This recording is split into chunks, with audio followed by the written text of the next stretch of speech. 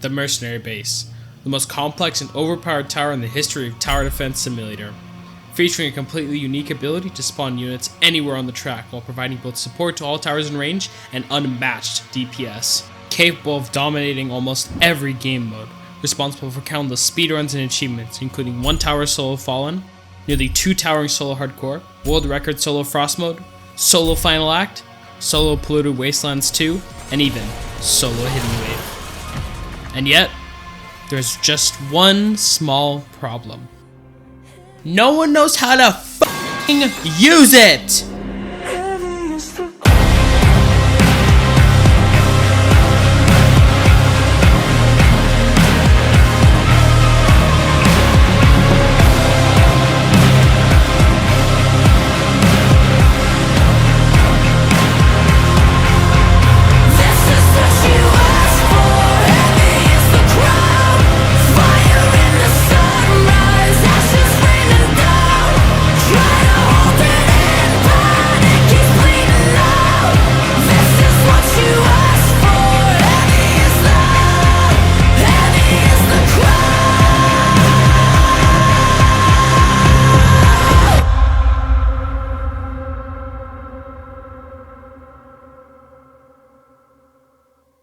Now, the real question must be asked.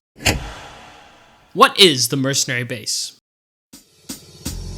The Mercenary Base is a level 150 tower in the Roblox game Tower Defense Simulator. It costs 0 coins and was released in version 1.19 on April 19th. It has a placement limit of 3 and spawns what are called units on the path. Units are basically moving towers with HP. It can spawn up to 3 of 4 different units of your choice, and has an ability that allows us to place 3 of those chosen units anywhere on the path.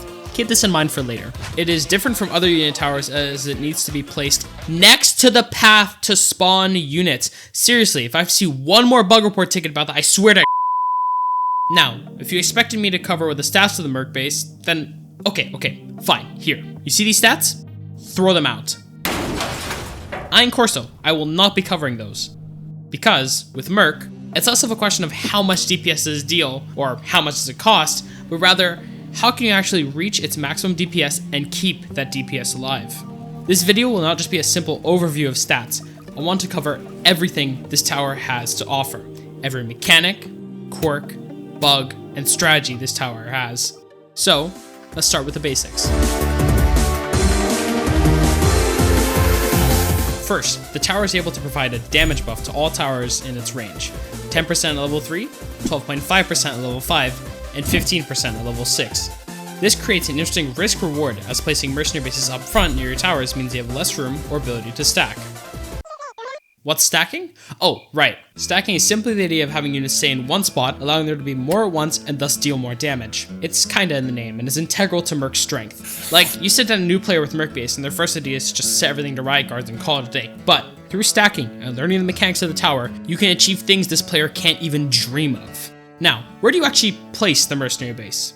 Again, there is risk and reward to placement. You can either place the Merc Base in the back for consistent stacking, somewhere near the middle to allow for stacks to immediately begin dealing damage. This one is the best for speedruns, but less consistent especially if your stack is overrun. Or, even closer up front, sacrificing stack DPS for boosting other towers' DPS. There is no best option. It will always depend on what you need and what you want. This is most often learned through good old-fashioned game sense. Moving on from the basics, what are the mechanics behind the units? How do they work? And what are some important concepts to understand about stacking? Once again, let's start small. What happens if you sell a Merc base? This has a pretty simple answer. The units die. Okay, more specifically, one dies every 5 seconds starting from the moment of selling it. So, theoretically, selling a mercenary base does not instantly remove all of its DPS, allowing you to Oh, right, that got basically removed. Alright, well, what happens to these units after they die? Well, these units, despite having a remaining HP bar, are unable to damage enemies. Therefore, say, a Riot Guard that just died because its lifetime ran out would be unable to damage this fallen squire. Oh, right, Unit lifetimes are simply a time value every unit has. After it runs out, the unit dies. Simple enough. These lifetimes are respectively 150 seconds for Riflemen, Grenadiers, and Field Medics, and 75 seconds for Riot Guards. These lifespans create innate unit limits without limiting how many units you can actually select. For example, selecting 1 Rifleman will allow to spawn a maximum of 5 Riflemen. Selecting 3 will allow to spawn a maximum of 15.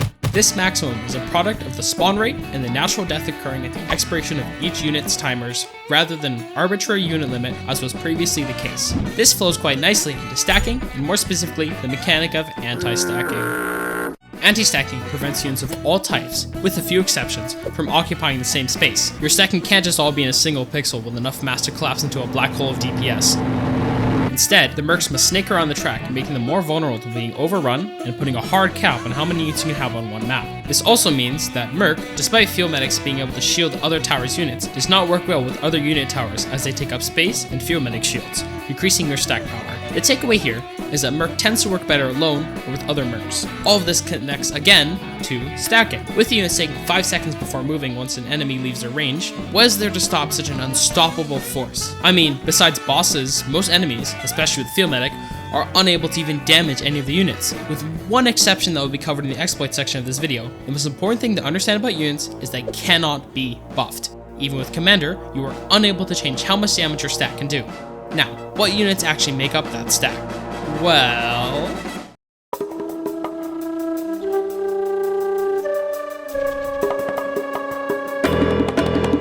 the Rifleman. High range, burst fire, along with flying and hidden detection at level 3+. The Rifleman's your reliable everyman. Its high range makes it much more versatile for maps with large or unfavorable loops. A general rule of thumb is that Riflemen, when stacked, are enough to kill every survivable flying enemy, allowing you to save more space in loadout slots for other DPS towers. Regardless, in mid-game, you'll still need some type of hidden detection like Cowboy, Brawler, or any other type of early game hidden that can also deal with mid-game hiddens.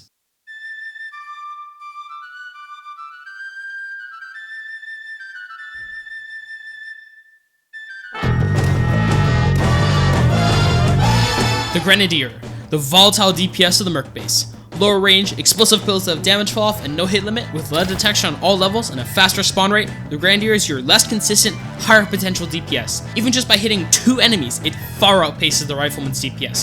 However, due to its lower range, it struggles on maps that do not have good loops. Unlike Rifleman, it can be quite difficult to use Grenadiers as your only source of lead detection, specifically in Frost mode. Regardless, how do you keep these units alive? Because when bosses show up and start talking about some been following you for a long time. Sign right there. The field medic will be there to save you. It is the backbone of the entire mercenary base, the unit that turns this tower from a one-trick pony into the strongest tower ever made. Get that off the screen. The field medic is very basic. Give shields to units, including units from other towers, healing them and preventing them from being damaged by the first attack that hits them, kinda like the normal medic tower. A little known fact about the shield is it actually gives the no freeze attribute to the shielded unit, which has applications in Frost mode, preventing some attacks from freezing units. Now, the field medic cannot shield itself or other field medics, again, like the medic tower. All of this is well and good, but how does the field medic actually work? More specifically, how does the field medic choose where to stop? Essentially, the field medic will stop behind the furthest unit it is targeting. In this example, because the furthest unit down the track is this Rifleman, it will stop behind it. This can also explain why the field medic will just tend to kind of run into oncoming traffic sometimes. If their target dies in any way, they will just keep moving forward until they die or something overtakes them. The first option is usually the more likely one. An interesting property of this mechanic is that the field medic can actually cause stacks to decay. Essentially, the field medic, because of where it stops shield units, causes the unit it is inside of to be forced forward due to anti-stack. The field medic will then go behind this unit, and well, you can see how that might cascade. Real quick, I want to go back to the shield, and specifically how many units it can shield. A general rule of thumb is that 1 field medic for every 3 Merc bases is enough to basically cover all units, including if you only have a level 5. Hey you! Are you tired of having to click not only the drop down menu, but then again for the type of unit? Then boy do I have the solution for you! This simple trick will make this inconvenience a thing of the past. Simply go to settings, click on graphics, and turn on show tower options. Wow! Just like that. The Riot Guard, the stonewall defense of the mercenary base. The last resort damage when all else fails. The Riot Guard has the slowest spawn rate and the lowest unit lifetime of all units because it is not made for stacking. It is just a giant HP sponge that also has defense. 10% at level 4 and 15% at level 6. Now, the Riot Guard can also charge. No, not that kind of charge. The Riot Guard will charge for 4 seconds, 3 seconds at max level, and if it hits an enemy, once these little lines appear around the Riot Guard, it will knock back the enemy and stop in place. This knockback effect doesn't affect bosses, and will only occur if it fully charges. A fun fact about this knockback is it actually has a max hits of 10. However, for that to occur, the enemies basically need to be within the same pixel of each other. Speaking of things that occupy the same pixel, Riot Guard bypasses anti-stack. Again, not really useful information. Seriously, who wrote this part? In all, the Riot Guard is very basic but consistent. I guess it's better on longer maps? Well then. I mean, sure it's consistent, but it's just so slow. Games using the Riot Guard will last an eternity, which is entirely the opposite to what stacking is. Like, what if I need damage now? If death stares me in the face? If my stack is dead or small? If the enemy is in the back? There's only one thing to rely on then.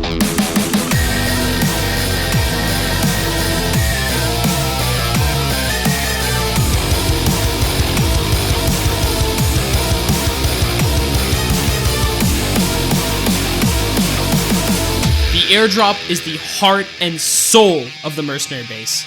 With the power to spawn mercenaries literally anywhere on the track for only $2,500.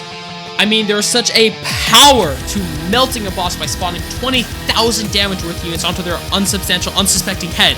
But you can only do that if you actually hit your airdrops. See, it takes airdrops 5 seconds from the moment you click for the units to actually reach the ground. Along with this, there's also a 2-second window which you can still change what units will spawn before they actually jump out of the plane. Regardless, learning the timing and practicing airdrops onto moving targets, or just generally understanding the airdrops mechanics, can seriously help with timing airdrops to take out specific enemy threats. Okay, great. So let's try and spawn 8 Riot Guards and 1 field mech at the end using the Right. The order in which the units spawn is dependent on the order in which they are selected. Essentially, the top unit will be the first in line of units that spawn, so don't go putting field medics to die first. They need to be in the back lines. Speaking of backlines, the airdrop is also capable of heavily reinforcing them. The airdrop essentially acts as a secondary spawner, adding 9 additional units to the mercenary base total. This becomes 27 with all 3 placed down. Essentially, the airdrop accounts for 33% of the mercenary base's DPS. Again, just generally being able to place units anywhere on the track opens up a lot of possibilities. I mean, it is basically 3 mercenaries on demand. Say, all your field medics die? No problem, just airdrop 3 and switch back to your normal units. Major threat you need to take out? Just airdrop some riots and switch back before the next one spawn, thus leaving your stack uninterrupted. Now, one thing you should know is that the airdrop has a 15-second initial cooldown. This means that from the moment you place the mercenary base, an invisible 15-second countdown begins. This was added a while ago to prevent selling and rebuying airdrops when combined with another bug to get insane stacks of any type of unit. This was known as Mercenary Base Micro, and it still somewhat exists now, however, its usage is incredibly limited. The best case scenario is if you have enough cash to sell and replace all 3 Merc bases and have 0 other units on the map. Regardless, the airdrop and its intended usage as a stack enhancer and bailout tool is the key to the Mercenary base's success. Alright, I think it's time. Let's talk exploits. Normally, selling the mercenary base will also slowly kill its units as mentioned earlier in this video. However, there is a way to bypass this. See, if you use an airdrop, sell before the units spawn out of the plane, and have no units from that mercenary base on the track, the units that spawn from the airdrop will bypass the sell death. This used to be used a lot involving Merc Micro, however, following the initial cooldown change, it is rarely applicable. A more applicable bug is with Mercenary Base's damage buff. Did you know that I was using an advanced technique called engagement farming when I said, with one exception that will be covered in the exploit section of this video, the most important thing to understand about units is they cannot be buffed. This is that one exception. Damage buffs of any kind, when given to any tower that has units, will cause the explosive damage of said units to actually be granted the bonus. This means that placing mercenary bases together will actually cause the Grenadiers to deal 15% more damage at max. For some reason, this only works on units if they deal explosive damage, but it is still a nice boost. Now, here's a very situational but interesting idea. See, enemies with a flying modifier, even if the hitboxes intersect, are unable to deal collision damage to units. This was also mentioned in my modifiers video, which is now outdated, but you should still go watch it. But, you know what else you should do? You know the drill by now. You should subscribe, like, and comment down below with your favorite Merc base unit. It really helps me out if you want to see more content like this in the future. Anyway, back to the video. The idea I'm trying to get at is that using the flying enemies modifier, obtainable from trials, makes units completely immortal from ram damage, with the slight downside of making Riot Guards and Grenadiers completely useless. This one is less of a bug and more just fun tech. Now, what is a major bug, but just ends up being fun tech due to how annoying it is to set up, is the ability to spawn max level mercs on wave 1. If you use an airdrop right before you die and quickly restart, the mercs in the air will land and remain until their lifespan expires. Notice I said restart and not revive. This will not work if you revive. Why would you ever do this or waste a good run just to set it up? Beats me. But hey, you could technically get a world record by using mercs in early game tower. I guess just go nuts. Other than these exploits, the Mercenary base really doesn't have much tech. Everything else on the public bug report sheet is just skin related cosmetic bugs. You know, the usual oversized explosions, E-Fi, again, other cosmetic issues. Which, honestly, is just 90% of the public bug report sheet. Like, yeah, sure, there are over 1,200 entries, but a majority of these have no effect on gameplay and are purely cosmetic. Like, do you seriously mean to tell me that Fallen Commander's muzzle flash being sideways will instantly kill you? I don't think so. Rant aside, I think it's time to talk about loadouts. How do you actually fit the Mercenary base into loadouts? Well, the thing is, Mercenary base kind of fits into every loadout, on account of it being the strongest tower and all, but the best way to use it is to build your loadout around it. Essentially, the Mercenary base works really well with stalling towers and speedrunning towers, or towers that can somewhat spawn kill. Things like Brawler, Warden, Gold Scout, Freezer, and Tesla tend to work really well with it. Another thing is that even if your loadout doesn't have things like these, you can still always use the damage buff and get value out of it. One very strong synergy is Hacker Merc, because cloning Merc bases with bottom path can basically give you another 3 full Merc bases in terms of units. Additionally, Hacker's enemy conversions can deny many of the death abilities that Merc struggles with. Now, because the Mercenary base can be used as your main flying detection, it also opens up a lot of options when it comes to DPS towers, or even just using it as your main DPS depending if the map is favorable. Hey you, I'm here to teach you what a good map for the Mercenary base looks like. Alright then. This is a good map for Mercenary base stacking. Just look at those curves. Okay. Yeah! This is not a good map for Mercenary base stacking. Do not look at those curves. I think I got it. Yeah! Now, let's put your knowledge to the test. Is this a good map for Mercenary base stacking? Chat, I don't think he knows that I know this method. I think I'm gonna go with yes! Subscribe so we can apply for content creator by the end of the year.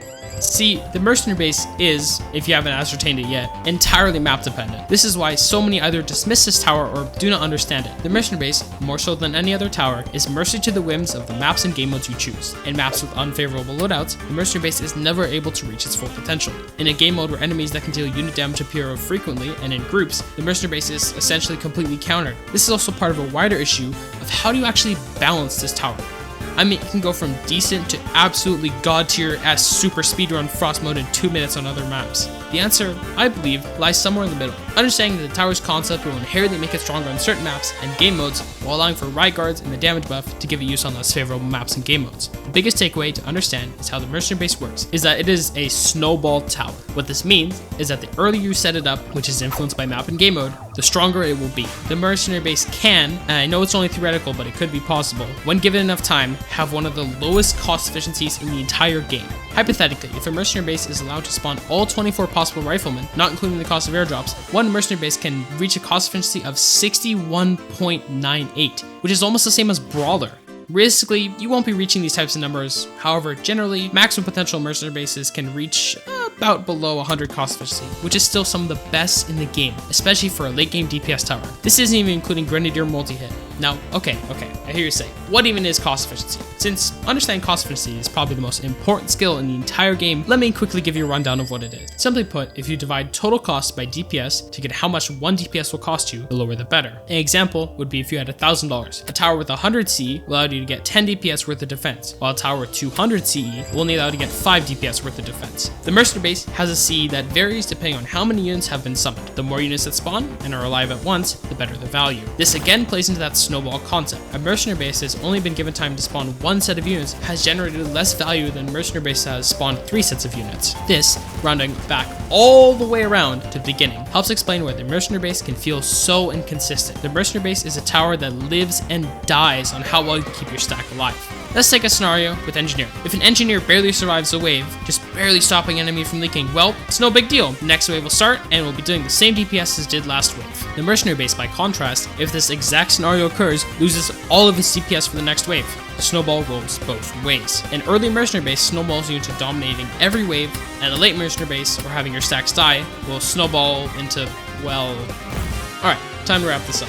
Why make this video? See, to me, the Mercenary base is everything a well-designed tower should be. Powerful when used right, unique in its gimmicks while not straying far away from the core mechanics of the game, and just plain fun to use. I know that every single time I use this tower, there's always more room to improve, and there's always more to learn. Even if the information in this video becomes outdated, even if you do not own the Mercenary base or even play TDS, I hope you learned something as I did. The Mercenary base is my favorite tower ever in a tower defense game, and I do not say that light. It's simply exhilarating to challenge myself and see if I can look at maps in new ways or in regards to stacking, push to complete the hardest challenges in the game, and experiment with just how far one can push this tower. Because no matter what the game may throw at you, whatever new game modes, enemies, balances, bug fixes, or whatever, the Mercenary base will always have your back as the strongest tower ever added to Tower Defense Simulator. And that, I think, is worthy of a second look.